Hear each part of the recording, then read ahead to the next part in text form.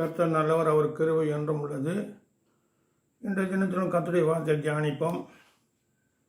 கர்த்தருடைய வார்த்தைக்கு கடன் சொல்லும் கர்த்தர் கிருபை செய்வாராக. கர்த்தர் நல்லவர். ஹல்லேலூயா. கொடாகொடி ஸ்தோத்திரம். உங்கள் ஜெபங்களுக்காக என்னுடைய நன்றி. கர்த்தருடைய வார்த்தை கடந்து போவோம். கர்த்தருடைய வார்த்தையை தியானிப்போம். இந்த தினத்தில் உண்மை என்ற வார்த்தை பொருள் கொண்டு பேச ஆசைப்படுகிறேன். யோவான் 4வது அதிகாரத்தில் 23வது வார்த்தை 24வது வார்த்தை நான் வாசிக்கிறேன். உண்மையாய் தொழுது கொள்கிறவர்கள் பிதாவை ஆவியோடும் உண்மையோடும் தொழுது கொள்ளும் காலம் வரும், அது இப்போதே வந்திருக்கிறது. தம்மை சூழ்ந்து கொள்கிறவர்களால் இப்படிப்பட்டவர்களாக இருக்கிறபடியால் பிதாவானவர் விரும்புகிறார். தேவன் ஆவியாக இருக்கிறார். அவரை தொழுது கொள்கிறவர்கள் ஆவியோடும் உண்மையோடும் அவரை தொழுது கொள்ள வேண்டும் என்றார். ஹல்லேலூயா. கர்த்தர் நல்லவர், அவர் கிருபை என்றும் உள்ளது. உண்மையாய் தொழுது கொள்கிறவர்கள் எத்தின் உண்மை பாருங்கள். 1 யோவான் 4வது அதிகாரம் 23வது வார்த்தை 24வது வார்த்தையில் 1 உண்மை, 2வது உண்மையோடும், 1 உண்மையாய் தொழுது கொள்கிறவர்கள், 2வது பிதாவை ஆவியோடும் உண்மையோடும் தொழுது கொள்கிற காலம் வரும், அது இப்போதே வந்திருக்கு. தம்மை தொழுது கொள்கிறவர்கள் இப்படிப்பட்டவர்களாக இருக்கும்படிக்கு பிதாவனை விரும்புகிறார். உண்மையாக தொழுது கொள்ளணும்னு சொல்லி பிதாவனை விரும்புகிறார். ஆவியோடும் தொழுது கொள்ளு, அதே உண்மையாக இருக்குன்னு. ஹல்லேலூயா. அப்போ கீழே சொல்கிறார், தேவன் ஆவியாக இருக்கிறார். அவரை தொழுது கொள்கிறவர்கள் ஆவியோடும் உண்மையோடும் அவரை தொழுது கொள்ள வேண்டும் என்றார். ஆவியோடும் உண்மையோடும் தொழுது கொள்ள வேண்டும் என்று வேதம் சொல்கிறார். கர்த்தர் நல்லவர். ஹல்லேலூயா. இந்த விசேஷமான காரியம் என்ன சொன்னாக்கா, கர்த்தருடைய காரியங்கள் இந்த உண்மை என்ன சொல்லிட்டு பார்ப்போம். சகேரியா 8வது அதிகாரத்தில் 10:97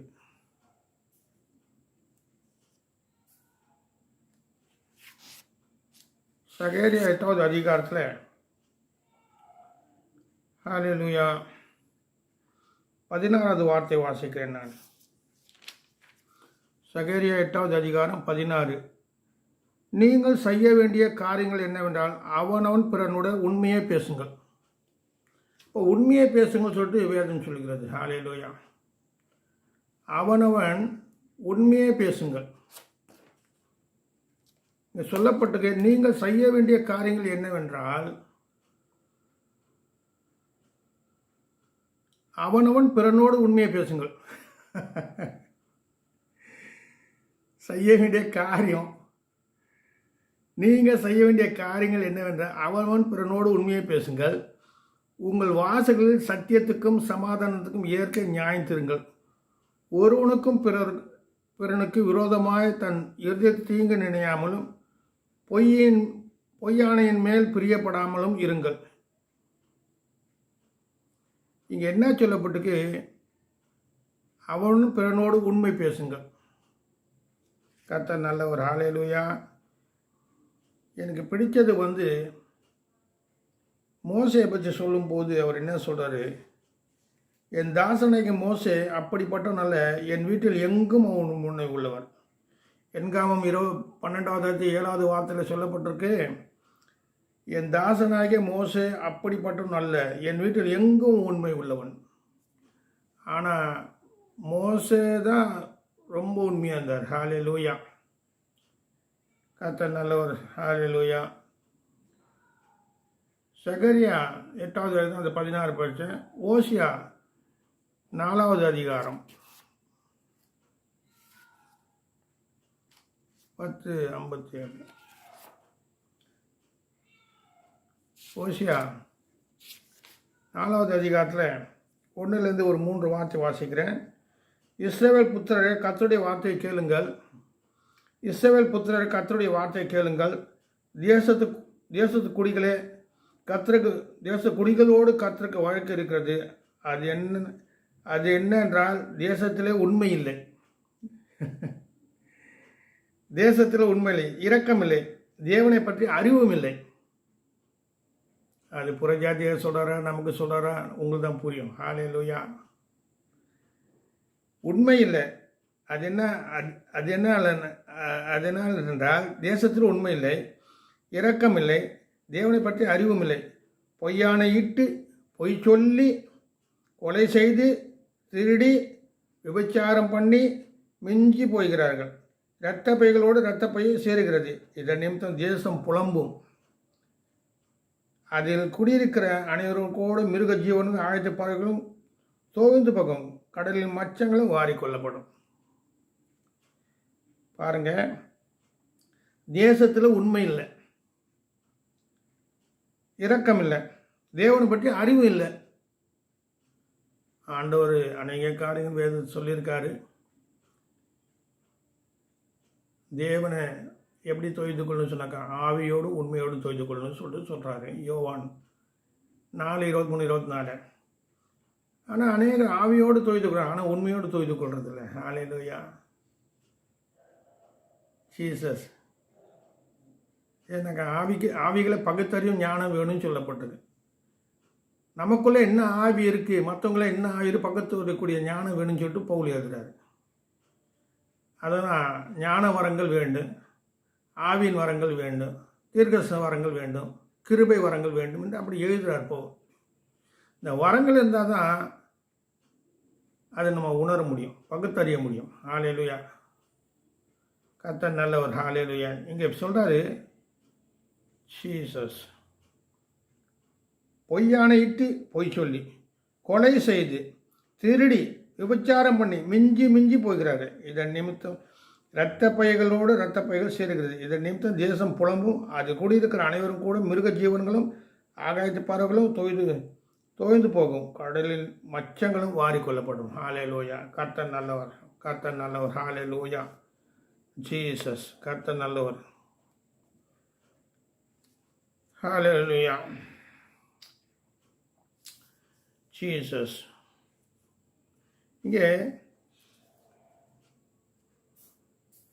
யோபு அதிகாரத்தில் சில காரியங்களை பார்ப்போம்.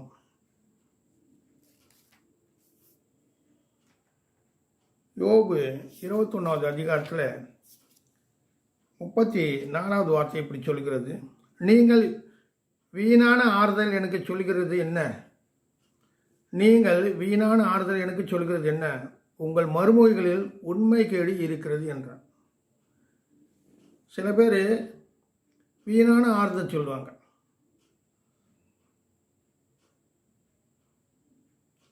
அப்போ சொல்கிற போது என்ன சொல்கிறது என்ன? உங்கள் மறுமொழிகள் உண்மை கேடு இருக்கிறது, அவங்க காரியங்களும் உண்மை கேடு இருக்குது சொல்லிட்டு ஆண்டவர் சொல்கிறாரு. ஹல்லேலூயா. அடுத்தது யோபில் 33:3 சொல்கிறாரு. 33:3 ஜீசஸ் 33:3 வாசிக்கிறேன். என் வார்த்தைகள் இருதயத்தின் உண்மைக்கு ஒத்திருக்கும். யோபு சொல்கிறார், என் வார்த்தைகள் இருதயத்தின் உண்மைக்கு ஒத்து. சில சமயம் பாருங்கள், இருதயத்தில் ஒரு வார்த்தை இருக்கும், வாயில் ஒரு வார்த்தை வரும். அந்த இருதயத்துக்கும் வாய்க்கும் வார்த்தை ஒத்து வராது. அப்படி ஒத்து வந்ததுதான் அது உண்மையான வார்த்தை. பாருங்க, என் வார்த்தைகள் என் இருதயத்தின் உண்மைக்கு ஒத்துக்கும். அப்போ இருதயத்தில் ஒரு உண்மை இருக்கும். நான் அறிந்த உதடுக்கு சுத்தமாய் வசனிக்கும். பாருங்கள், என் வார்த்தைகள் என் இருதயத்துக்கு உண்மையாக ஒத்துருக்கும். அப்போது இருதயத்துக்கு ஏற்ற போல் வார்த்தைகள் இருக்கணும், உண்மையாக இருக்கணும். ஹல்லேலூயா. உள்ளத்தில் ஒரு வார்த்தை, உதட்டில் ஒரு வார்த்தை இருக்கக்கூடாது. ரெண்டு இருதயத்தில் இருக்கிற வார்த்தையும் உதட்டில் வர வார்த்தையும் ஒன்றா இருக்குது. அதுதான் உண்மையான வார்த்தை. ஹல்லேலூயா. சில பேர் என்ன பண்ணுவாங்க, மறைச்சி பேசுவாங்க. பொய் பேசுறது உண்மைக்கு கேடா. கர்த்தர் நல்லவர். ஹல்லேலூயா, ஜீசஸ். சங்கீதம் 12 சொல்லப்பட்ட வார்த்தையை கவனிப்பேன். சங்கீதம் 12 இங்கே என்ன சொல்லப்பட்டிருக்குன்னா, சங்கீதம்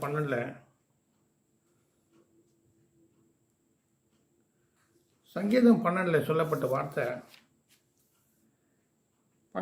சங்கீதம் 12:1, ரட்சியம் கர்த்தர் பக்தி உள்ளவன் அற்றுப்போகும், உண்மை உள்ளவர்கள் மனுப்பது குறைந்திருக்கிறார்கள். இப்போ என்ன சொல்லப்பட்டு, ரட்சியம் கர்த்தர் பக்தி உள்ளவன் அற்றுப்போகிறான், உண்மை உள்ளவங்க மனுப்பதில் குறைந்திருக்காங்க. அப்போ உண்மை உள்ளவங்க குறைந்திருக்காங்க. ஹல்லேலூயா. உண்மையாக கர்த்தருக்கு தொய்து கொள்கிறவங்களும் குறைந்திருக்காங்க, கர்த்தருக்கு உண்மையாக இருக்கவும் குறைந்திருக்காங்க. ஹல்லேலூயா. அதனால் தேவன் வந்து உண்மையுள்ளவராக இருக்கார். அவர் எப்படி தொழுது? ஆவியோடும் உண்மையோடும் தொழுது கொள்ளணும். ஹல்லேலூயா. கர்த்தர் நல்லவர். சங்கீதம் 5வது அதிகாரத்தில்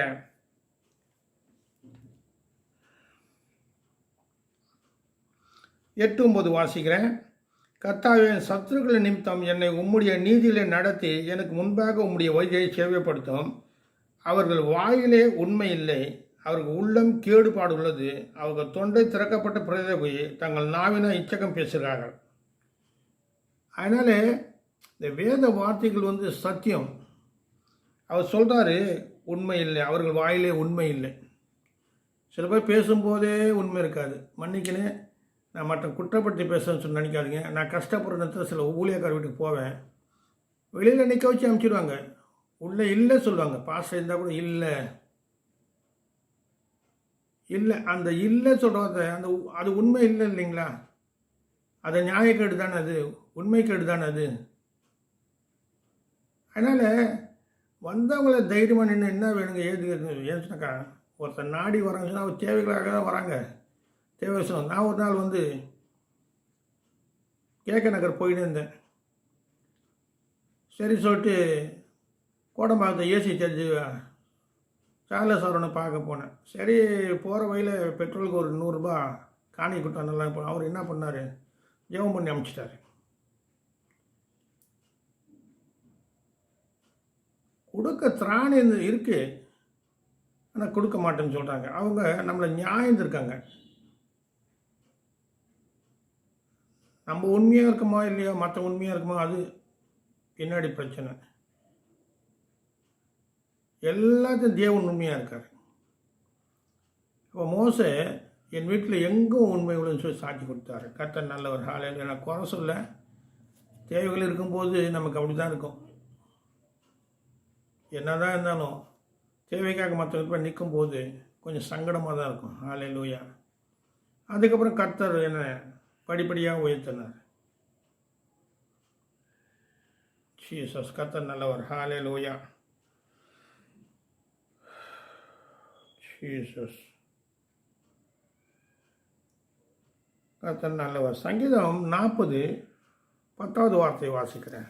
சங்கீதம் 40 10வது வார்த்தையில் இப்படியாக சொல்லப்பட்டிருக்கு. சங்கீதம் 40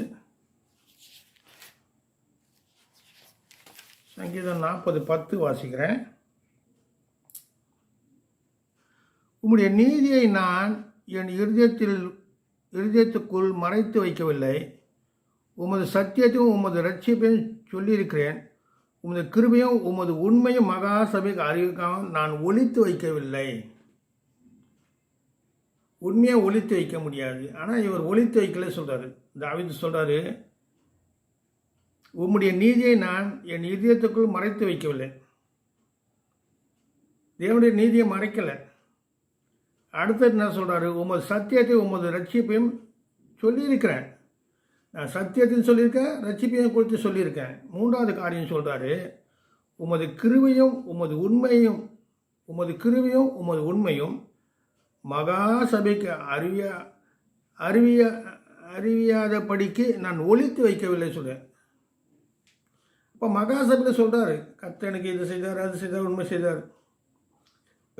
தாவீது கூட அதுக்கப்புறம் உண்மையாக நடக்க ஆரம்பிச்சிட்டான். தண்டனை அடைஞ்ச உடனே தாவீது கூட சாட்சி இருக்கு. சாமுவேல் சொல்கிறாரு, சவுலை பார்த்து, இன்னொருத்தர் பார்த்து, தாவீது மூலம் உன் வீட்டில் யாருமே இல்லையே சொல்கிறார். சரி இருக்கட்டும், கர்த்தர் நல்லவர்.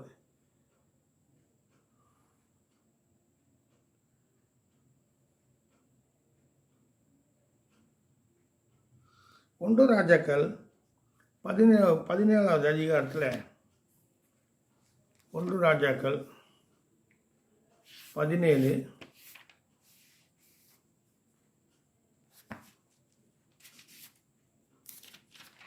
1 ராஜாக்கள் 17 ஒரு வார்த்தை வாசிக்கிறேன். 1 ராஜாக்கள் 17 24வது வார்த்தை நான் வாசிக்கிறேன். இங்கே என்ன சம்பவம் சொன்னாக்கா,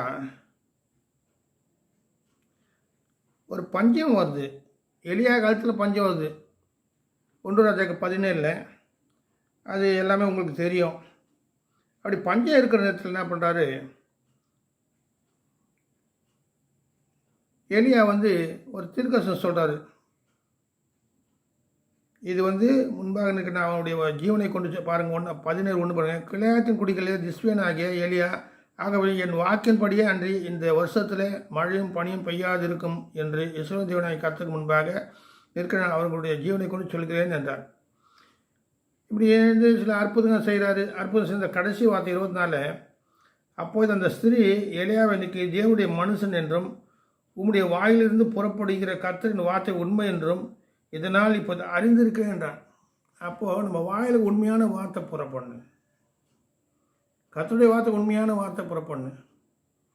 காணிக்காக, தசமத்துக்காக, உன்னுடைய தேவைகளுக்காக பொய் சொல்லி கேட்க வேண்டிய அவசியம் கிடையாது. உன் வாயில் சொல்கிறதுமுக தேவன் அறிந்திருக்கார். வசனம் சொல்லுது, உங்கள் தேவைகளை அறிந்திருக்கிறார். அல்லேலூயா. முதலாவது தேவனுடைய ராஜ்யத்திற்கு இவைகள்லாம் உங்களுக்கு கொடுக்கப்படும் சொல்லப்பட்டது. சரி, கர்த்தர் நல்லவர். அல்லேலூயா. ஜீசஸ். நீதிமொழிகள் 20 6வது வார்த்தை என்ன செய்ய, உண்மையான மனுஷனை கண்டுபிடிப்போம் யார்? நீதிமொழிகள் 6 என்ன சொல்லப்பட்டிருக்கு?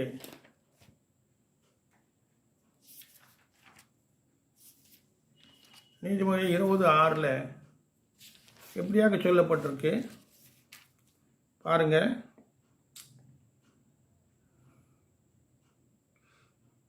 மனுஷன் பெரும்பாலும் தங்கள் தயாளத்தை பிரஸ்தாபப்படுத்துவார்கள். உண்மையான மனுஷனை கண்டுபிடிப்பவன் யார்? தயாளத்தை பிரஸ்தாபப்படுத்துவாங்க. இங்கே யோவான் 6வது விளம்பரத்தை விரும்புகிறேன் என்ன பண்ணுவான், அவன் நான் நல்லா இருக்குன்னு சொல்ல விளம்பரம் அதிகமாக பண்ணுவான்னு சொல்லி ஆண்டவர் சொல்கிறார். சில பேர் விளம்பரத்தை விரும்ப மாட்டாங்க, சில பேர் விளம்பரத்தை விரும்புவாங்க. ஹல்லேலூயா. இங்கே சொல்கிறாரு, மனுஷர் பெரும்பாலும் தங்கள் தயாளத்தை பிரஸ்தாபப்படுத்துவார்கள். உண்மையான மனுஷனை கண்டுபிடிப்பேன் யார்? அதனால் சில விஷயம் நானும் பார்ப்பேன். நான் பழகினவருக்கும் உண்மையை நான் பார்க்கலை. அந்த உண்மை என்கிட்டயும் இல்லை. நான் ஒத்துக்கணும். நான் நீதிமான் போல் பேசக்கூடாது. நான் நீதிமானாக பேசினா என் வாய் என்னையே குற்றப்படுத்த சொல்லிட்டு யோபு சொல்கிறாரு. சரி, கர்த்தர் நல்லவர். யோபு நீதிமொழி 28 இந்த வார்த்தை ஒன்று இருக்குது, பார்ப்போம். நீதிமொழி 20 பாருங்கள். 28 20வது வார்த்தை, உண்மையில் மனுஷன் பரிபூர்ண ஆசீர்வாதங்களை பெறுவான், ஐஸ்வரனாவதுக்கு தீவிரக்கணும் ஆக்கினைக்குள்ளாக தப்பான். உண்மை உள்ள மனுஷன் பரிபூர்ண ஆசீர்வாதம் பெறுவான். கர்த்தரை நம்புகிற செழிப்பான்னு சொல்லிட்டு சில பேர் போர்டு போட்டிருக்காங்க. செழிப்பான், அது கர்த்தரை நம்புகிற செழிப்பான், செழித்து ஓங்கி வளருவாங்க. இது ஆசீர்வாதம் குறித்து சொல்லப்பட்டது. உண்மையுள்ள மனுஷன் பரிபூர்ண ஆசீர்வாதம் பெறுவான், ஐஸ்வரன் ஆவதுக்கு தீவிரிக்கணும் ஆக்கினைக்குள்ளாவான். சரி, கர்த்தர் நல்லவர். ஹல்லேலூயா. நீதிமொழி 11 ஒரு வார்த்தை இருக்குது, பார்ப்போம்.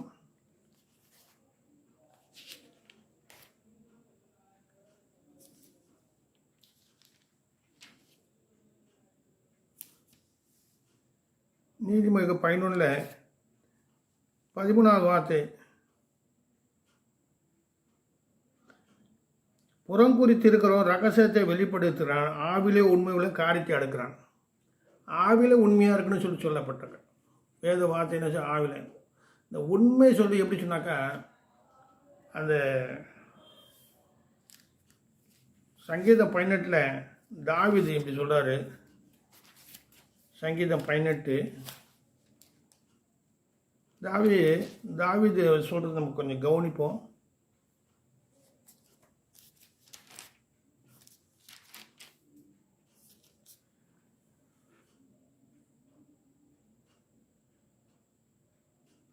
பாருங்க, சங்கீதம் 18:23, அவர் முன்பாக நான் மன உண்மையாயிருந்து என் துர்குணத்துக்கு என்னை விலக்கி காத்து கொண்டேன். மன உண்மையாக இருந்தாராம். அதுக்கப்புறம் 2 ஆசை, இம்மைக்குரிய ஆசை, மறுமைக்குரிய ஆசைங்க. இம்மைக்குரிய ஆசீர்வாதங்கள் வந்து சில தப்பு பண்ணுறோம். மறுமைக்குரிய ஆசீர்வாதங்களை தப்பு பண்ண முடியாது. இம்மைக்குரிய ஆசீர்வாதம் தப்பு பண்ண ஆசீர்வாதம் பெற்றுக்கூடாது. சில பேர் பாருங்கள்,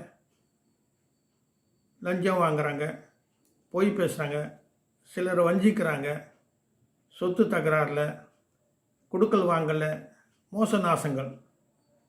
இது வந்து இம்மைக்குரிய ஆசீர்வாதம். பணம் சேர்த்துருவாங்க, நிறைய பணம் சேர்ப்பாங்க. இம்மைக்குரிய ஆசீர்வாதம். மறுமைக்குரிய ஆசீர்வாதத்துக்கு சேர்க்க மாட்டாங்க. அதுதான் வந்து லூக்கா பண்ண சொன்னார். ஒருத்தர் என்ன பண்ணானா, வயலெல்லாம் விளைஞ்சு நிறைஞ்சவொன்னு அவன் ஆத்மா பார்த்து சொன்னான், நான் பெரிய ஒரு இடத்த கட்டி அதை தானியத்தெலாம் வச்சு என் ஆத்மா பார்த்து உண்டு பூசி சுகமாக இரு சொன்னார்ப்பா, நாளைக்கும் உன் உயிர் போக போகுது ஆண்டவர் சொன்னாராம். கலைஞர்களை கட்டி சேர்த்து வச்சுட்டேன்.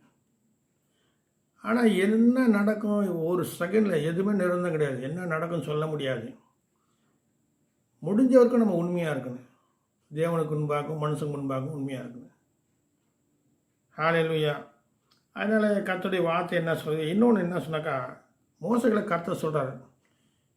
மோசை வந்து இந்த ஜனங்களோட பாரத்தை என்னால் சுமக்க முடியல, நியாயம் தீர்க்க முடியல சொல்லச்சா. அப்போ ஆண்டவர் சொல்கிறாரு, உண்மை உள்ளவங்களாக பார்த்து நீ வந்து நியாயம் விசாரிக்க ஏற்பாடு பண்ணு சொல்கிறாரு.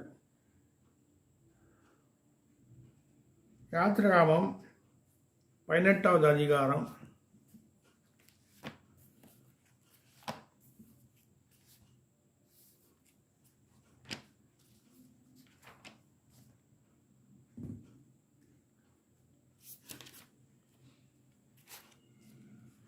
18வது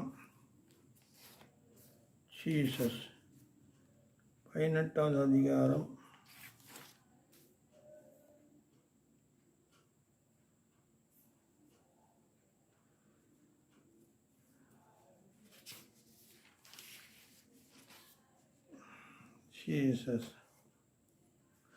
18வது வார்த்தையில் தேவன் கர்த்தரோடு பேசுகிறார். என்ன சொல்கிறார் பாருங்கள்.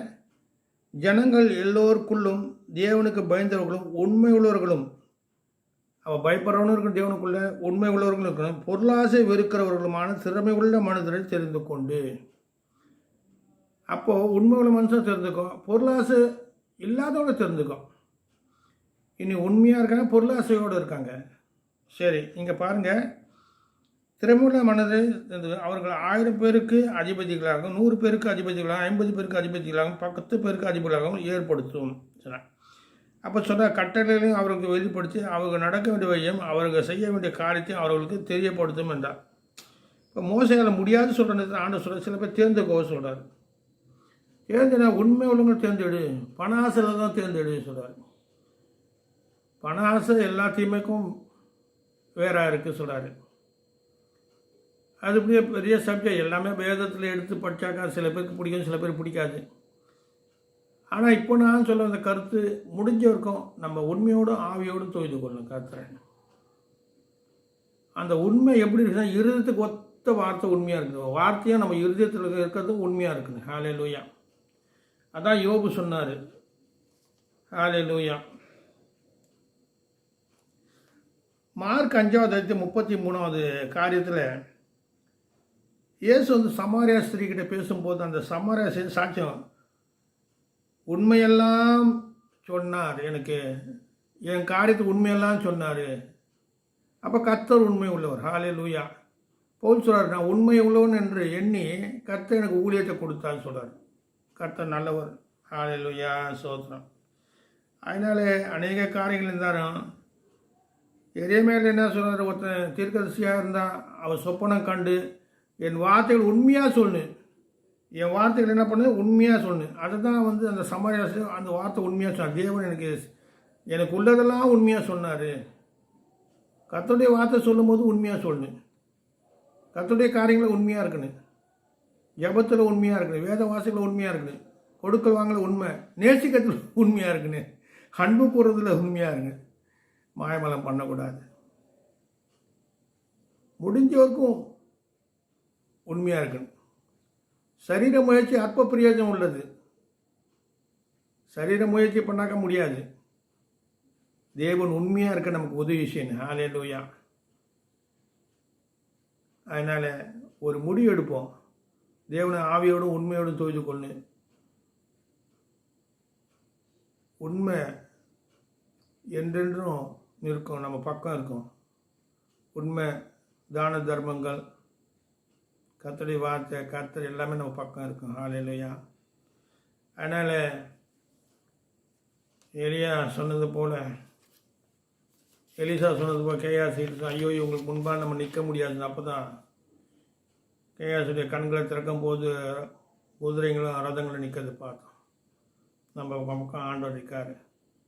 முடிஞ்ச வரைக்கும் உண்மையை நம்ம பேசுவோம். ஆவியோடும் உண்மையோடும் தேவனை தொழுது கொள்வோம். அநேக காரியங்கள் இருந்தாலும் எனக்கு பிடிச்சது உண்மை உள்ள மனுஷன். கண்டுபிடிக்கிறோம் யார் உண்மையை சில சமயம் வெளியில் சொல்ல முடியாது. உள்ளதை உள்ளது என்றும் இல்லாதது இல்லாது என்று சொல்லுங்க. சில பேர் உண்மை சொல்ல முடியாது. தப்பு பண்ணிட்டு விபச்சாரம் வந்து கொலை பண்ணிட்டு கொல்லிட்டு ஒன்று உண்மை சொல்லுவானா? சொல்ல முடியாது. அதுக்கு தான் இயேசு என்னை நேசிக்கிறார், இயேசு என்னை நேசிக்கிறார், இயேசு நான் நேசிக்க நான் என்ன செய்த அந்த பாட்டு பாடுற சிலோனில் கந்தசாமி சொல்ல ஜெயிலேருந்து அங்கே ஜட்ஜி சொல்கிற 2 கொலை தான் செய்யல, நான் 5 கொலை பண்ணியிருக்கேன்னு சொல்கிறேன். அதனால் இயேசு நேசிக்கிறார், இயேசு நேசிக்கிறார் சொல்லிட்டு அந்த பாடல் ரொம்ப பிடிக்கும். உண்மையாக இருந்தான். தூக்கில் போகிறவருக்கும் உண்மையாக இருந்தான். உண்மையை சொன்னான்.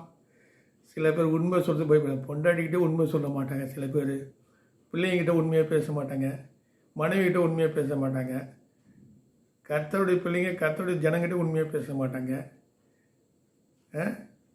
ஆசாரியனுங்க, பாஸ்டருங்க, ரெவரண்ட்டு, பிஷப் கூட ஆண்டவர்கிட்ட உண்மையாக சொல்ல மாட்டாங்க. தன் பாவத்தை அறிக்கையிட்டு விட்டுக்கிடவன் இறக்கம் பெறுவான்.